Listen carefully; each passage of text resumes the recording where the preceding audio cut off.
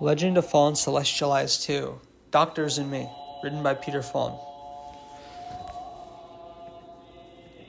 As early as 1980, the youngest brother of Mr. H, the owner of a store in the center of Chinatown in Vancouver, suddenly fell ill and was sent to the General Hospital.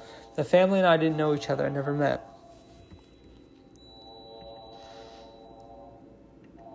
That night, Mr. Feng called and asked me to observe a young man's eyes with my celestial eyes. Feng did not know what disease he was suffering from. He only knew that he was urgently sent to the emergency department of the General Hospital. Feng had never seen H's younger brother. He only said that the H family begged me to observe. It's better to have a location than none. I focused my attention and looked for the emergency room at the General Hospital 10 miles away, and I found the H's young man. I found a young man about 24 years old, who looked very handsome like a girl, and I described it to Feng. He said he never saw that boy. Mr. Feng said that I was right. I told him that some part of this young man's brain had a watery tumor that caused a severe headache and fainted. I advised they should go to the brain department immediately. Feng called again and told me the doctor had confirmed that. However, the whole family of H was very worried and asked if the doctor should do surgery for the patient. I replied, a surgery will definitely put him to die. If not did the surgery, he will not die immediately. If you use other methods, the tumor could be eliminated and the patient would live. Of course, it depends on his parents' decision. Can you save him? Feng asked.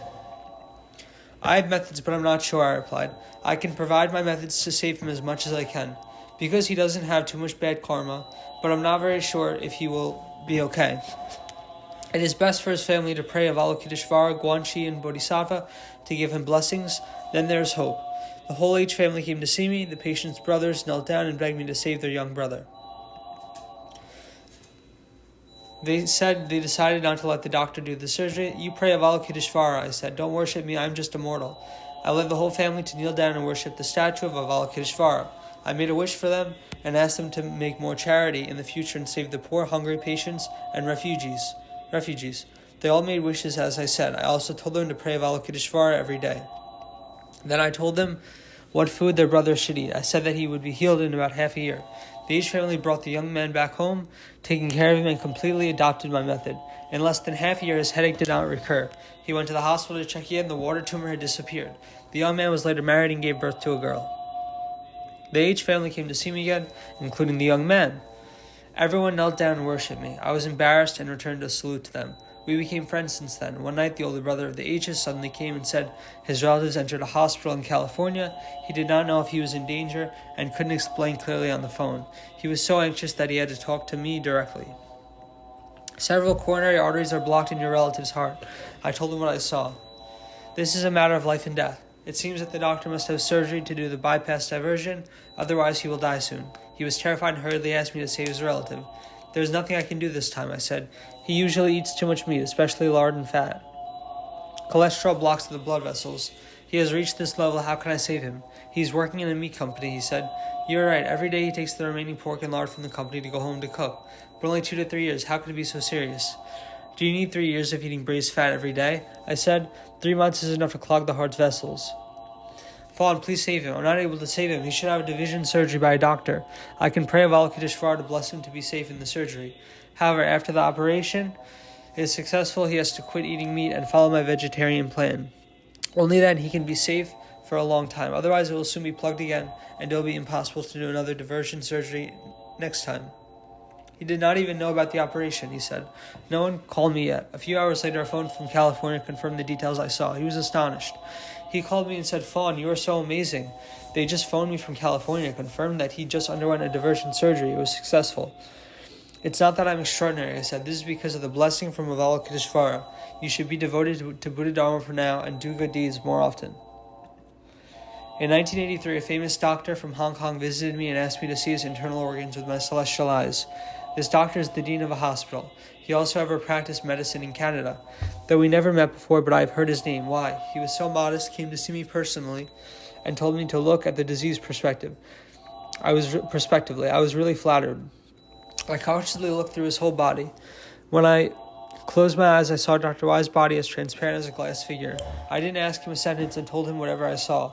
Dr. Y was amazed and listened to me quietly. He said, You are completely accurate, almost in line with my recent inspection report. This is really incredible. How did you learn this wonderful skill? It's not learned, I'm born with it. It's also from Precepts and Meditation of Buddhism, I replied. I've never learned. I told him about the introductory wisdom of Buddhism.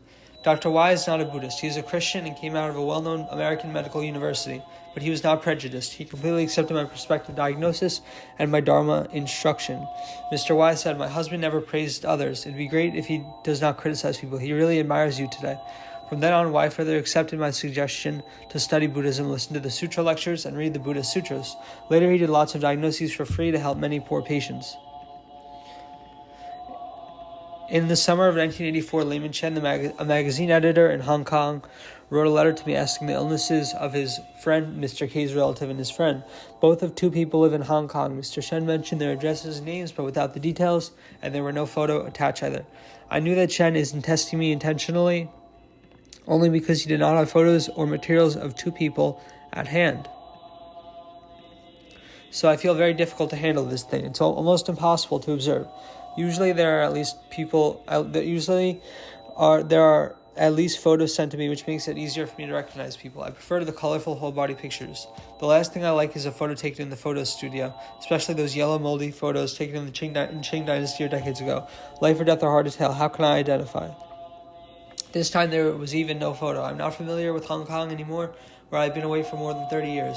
It has changed a lot, and where do I find them? Shannon has used my manuscript for many years. It can be said that he is a person who promotes me. Anything he assigns, I have to try my best. I also know that he would not introduce casually. I have to give it a try according to the addresses. I just received the letter. Shen made a long-distance call across the ocean that night. We've communicated by writing letters for nearly 10 years. This is the second time that the Buddhist scholar who talked to me on the phone. I can see his healthy face through the phone. When hearing his loud voice, I feel very happy. Mr. Shen, how are you? Brother Peter, Shen is so polite and called me like that. Have you received my letter? A good friend of mine, Mr. F, wanted to ask you a favor to see the situation of two people. I said I've received it. I'm going to take a look, but there's no photo. It's more difficult. Okay, I'll tell them to send again with photos. That's okay. The postal time is too long, I said. I can try to concentrate and find them as much as I can. At least I have the address, so please. I'll try, but I'm not sure, I said. I will give you an answer when I found it. Found it. I suddenly saw two patients when still on the phone. This female patient got cancer. It seems that her tumor has been cut off and she is no longer in danger. Her family have accumulated many merits and she received Buddha's blessings which kept her safe. As for Mr. K, who's in his 40s, it's so bad that cancer has spread to the whole body and invaded his brain. He has bad karma in the past lives, not in this life. I'm afraid he won't get through this year, Shen said. I don't know what diseases they have. I've never seen them. As you said, the gentleman may be in danger. In order to prevent me from reading the wrong person, Shen still has to send me a photo of the two people by quick mail. I saw it, yes, there's nothing wrong with it. It is these two individuals. Then I wrote a detailed reply. Later, F telegram to thank me. After half a year, he came to visit me from New York. With his wife and his daughter, I treated the family with a vegetarian meal. Because he is a good friend of Shen, Mr. F and I were like old friends at the first meeting. He told me, your diagnosis is completely correct. My relative is gradually recovered, but Mr. K died. F asked me to look into his health. I'm happy to serve. I'm very surprised that his body is so healthy. Blood pressure is not high. The heart is set. Everything is perfect. You have no disease, I smiled. You are healthier than young people. This is the effect that you have swum for many years, and you also have a good diet. You know that I swim every day, said F amazingly. I saw that. I said, you were a swimmer when you were young, attended sports games, and still swim every day, and you have a swimming pool at home. How thick is the human body? I laughed. Is it 100-foot thick copper wall? Miss F smiled and asked me if I could see what she was doing. I didn't answer immediately because I couldn't see it at the moment. When she suddenly went to the kitchen to help me wash the dishes, I suddenly stopped her because I saw her as a dentist. Dr. F, don't come to help me with the dishes, I laughed. If your hands are coarse, it's inconvenient to use your dental instruments. F is a very devout Buddhist, very heartfelt, and often donates to support Buddhist charities and publications. He participates in Hong Kong's Chinese Buddhist Society to study Buddhism. He is a great example of practicing both good fortune and wisdom. He's easygoing and approachable. We were both very happy to talk about Buddhism. His daughter visited me again in 1986 and said she would come to see me every year when coming to the United States and Canada.